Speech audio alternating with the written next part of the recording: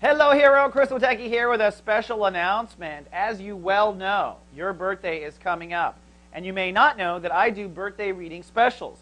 When it's your birthday here at Soul Garden, you get a 90-minute personal reading with me for the price of 1 hour. That's a $50 savings.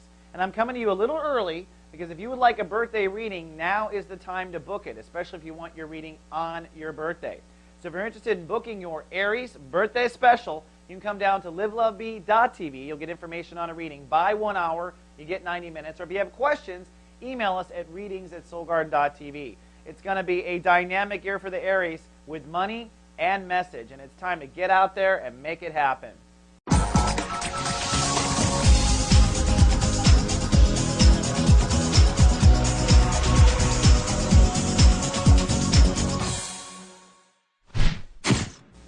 Hello, my heroes, and welcome back from the weekend, Lightcast weekend. Well, partly cloudy, charismatic, and cool today for the Rams. The moon is in your sign, and Neptune's ruling the day. Let's start with Neptune. We're now in Chapter 2 of Sun in Pisces. Neptune is ruling the day. We just had Lightcast Day last Friday. When Neptune rules the day, it's an intuitive day. It's the synergy energy. We're all logged into our higher self more than usual. You in particular, since you are the sign going through weeding of your soul garden.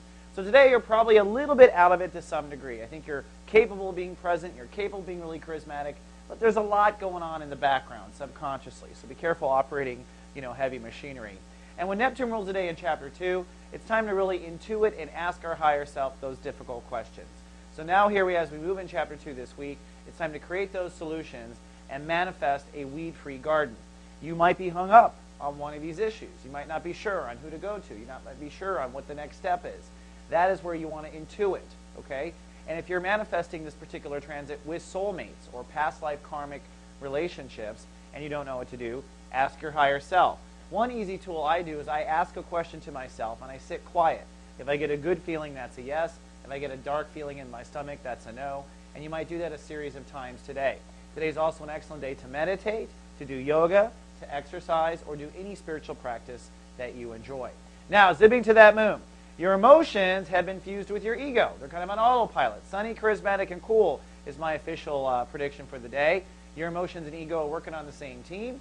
You are very persuasive. You can get in the moment. You can get very charismatic.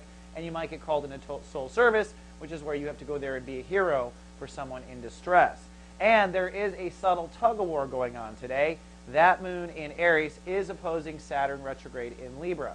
So at one point during the day, you might find yourself in a little conflict between what your ego feels and what you want emotionally and what the responsibilities of your relationships to others are calling on. All right? So maybe a little tug-of-war.